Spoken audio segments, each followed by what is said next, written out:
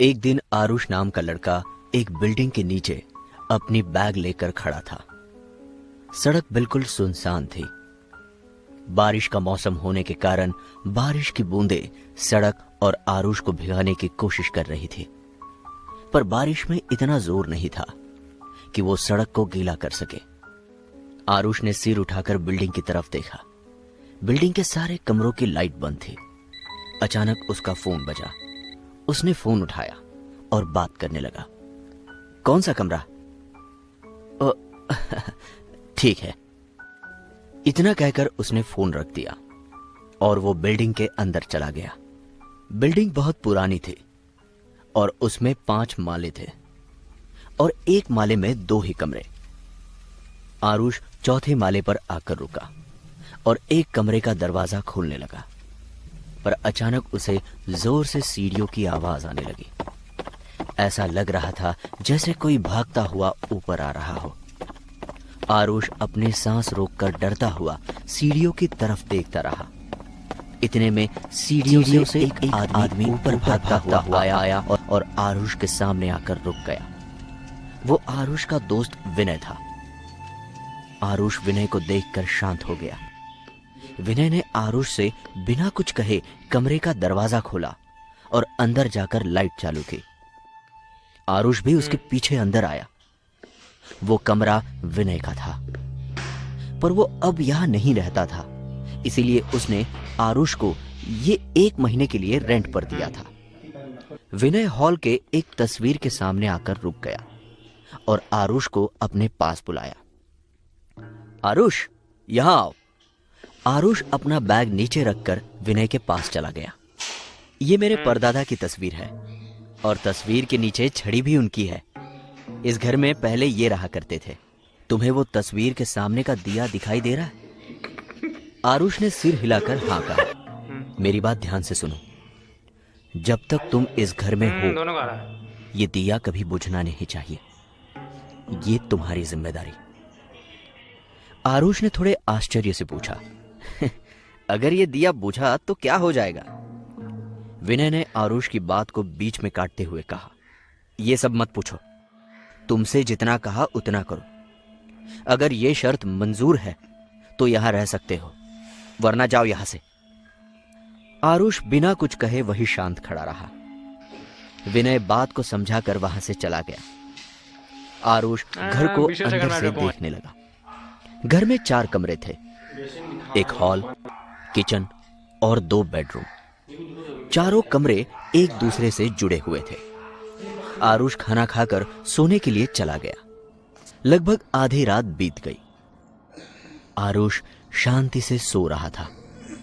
अचानक बाहर और जोर से हवाएं चलने लगी। हवा के कारण आरुष के बेडरूम और हॉल की खिड़की खुल गई और बारिश का पानी अंदर आने लगा। उससे आरुष की नींद खुल गई। उसने तुरंत अपने बेडरूम की खिड़की बंद कर दी और हॉल की तरफ चला गया। उसने हॉल में आकर सारी खिड़कियां बंद कर दी और फिर से सोने के लिए बेडरूम की तरफ मुड़ा। पर जैसे ही वो मुड़ा, डर के मारे उसका शरीर थर थर कांपने लगा। उसने देखा कि हवा के कारण तस्वीर के सामने वाला दिया बुझ गया था और पूरी तस्वीर अंधेरे में खो गई थी। उसने जल्दी से वो दिया उठाया और किचन में जाकर फिर से उसे जलाने लगा। वो बहुत कोशिश कर रहा था, पर आग नहीं जल रही थी। कई कोशिशों के बाद आरुष ने फिर से दिया जलाया। डर के मारे उसकी सांस फूल रही थी, इसलिए थोड़ी देर वो वहीं सांस लेने के लिए रुका। पर अचानक उसे कांच टूटने की आवाज आई। वो फिर से डर गया। उसने वो दिया उठाया और धीरे धीरे दबे पांव हॉल की तरफ जाने लगा। वो हॉल में पहुंचकर जैसे ही दिया रखने गया, उसने देखा कि दीवार पर फ्रेम नहीं थी। आरुष यहां वहां देखने लगा, पर अचानक उसका पैर एक कांच के टुकड़े पर गिरा और वो दर्द की वजह से जोर से चिल्लाया। उसे वो दर्द सहन नहीं हो रहा था, इसलिए उसने वो दिया साइड में टेबल पर रखा और धीरे से नीचे झुककर अपने पैर से कांच का वो टुकड़ा निकाला। पर कांच निकालते वक्त उसके हाथ वो फ्रेम लगी जो नीचे गिरकर टूट गई थी। उस फ्रेम को गिरा देखकर आरुष चिंता में पड़ गया और सोचने लगा, दरवाजा खिड़कियां तो बंद है, फिर ये फ्रेम गिरी कैसे? वो लड़खड़ाते हुए उठा और उसने उस फ्रेम को वापस अपनी जगह पर ला दिया। फ्रेम लगाने के बाद उसने वो दिया उठाया और उसकी जगह पर रख दिया। जैसे ही आरुष ने उस दिए के प्रकाश में वो तस्वीर देखी तो मानो डर के मारे उसके पैरों से जमीन खिसक गई। वो लड़खड़ाते हुए जमीन पर गिर गया और सरकते हुए पीछे जाने लगा। जमीन से सरकते वक्त उसके शरीर पर जगह जगह कांच के टुकड़े फंस गए, पर उस डर के सामने उसे यह दर्द बिल्कुल महसूस नहीं हुआ। आरुष की यह हालत इसलिए हुई थी क्योंकि फ्रेम से विनय के परदादा की तस्वीर और उनकी छड़ी गायब थी।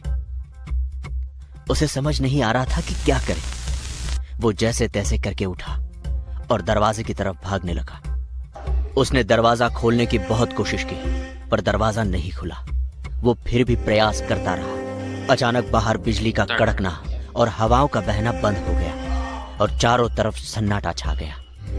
आरुष को सिर्फ उसकी सांसों की आवाज सुनाई दे रही थी जो वो जोर जोर से ले रहा था, पर यकायक उसे किसी के चलने की आवाज आने लगी। उसने ध्यान से सुना तो उसे पता चला कि वो आवाज बेडरूम से आ रही थी। आरुष के मन में ये बात पक्की हो गई कि उसके अलावा भी इस घर में कोई और है। वो धीरे धीरे डरता हुआ बेडरूम की तरफ जाने लगा। शरीर में फंसे कांच के टुकड़े दर्द कर रहे थे और उनसे खून बह रहा था, पर आरुष फिर भी हिम्मत करके चलने की कोशिश कर रहा था। चलते चलते वो जा ही रहा था, तभी अचानक उसे हॉल के दरवाजे पर एक साया दिखाई दिया जो हाथ में छड़ी लेकर खड़ा था। उस साये को देखकर आरुष के पैर वहीं थम गए। उसने डर के मारे चिल्लाना चाहा, पर उसने अपने हाथों से खुद का मुंह दबाकर खुद को चुप कर दिया। वो साया धीरे धीरे आयुष के नजदीक आने लगा। आरुष भागते हुए किचन में चला गया और एक कोने में जाकर छिप गया। वो अब रोने लगा था। उसने और जोर से रोना शुरू किया जब उसने किचन के दरवाजे पर छड़ी और जूते पहने हुए पैर देखे। आरुष रोते हुए कहने लगा, मैंने कुछ नहीं किया, मुझे जाने दो। वो दिया हवा की वजह से बुझा था। मैंने जानबूझकर नहीं बुझाया। आरुष को जवाब में एक भारी आवाज सुनाई दी, गलती किसकी है ये मायने नहीं रखता, जरूरी है कि तुम्हारे होते हुए ये दिया बुझ गया। वो दिया हमारे वंश के जीवित रहने का प्रतीक है। तुमने उसे बुझाने का पाप किया, अब इसकी सजा तो तुम्हें मिलकर ही रहेगी। इतना कहकर वो आवाज बंद हो गई और वो जूते और छड़ी वापस हॉल की तरफ मुड़कर चले गए। माहौल फिर से शांत हो गया। आरुष डरते हुए बाहर आया और हॉल की दिशा में जाने लगा। उसने हॉल में झांक कर देखा तो वो साया वहां नहीं था। वो दबे पांव चलते हुए उस तस्वीर के सामने आया और तस्वीर को देखता ही रहा।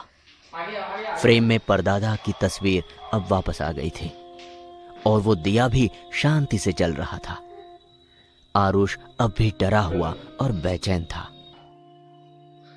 अचानक आरुष के शरीर से धुआं निकलने लगा और उसका शरीर धीरे धीरे गायब होने लगा। आरुष चिल्लाकर मदद के लिए पुकार रहा था, पर उसका कोई फायदा नहीं हुआ।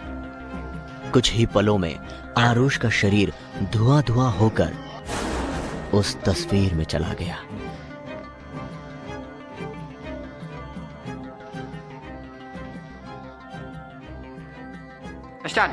अगली सुबह जब विनय घर में आया तो घर की हालत देखकर डर गया। हॉल के चारों तरफ खून के धब्बे थे और आरुष वहां से गायब था। उसने तस्वीर को देखा तो उसे पता चला कि फ्रेम का कांच टूटा हुआ है। विनय सब अपने आप समझ गया।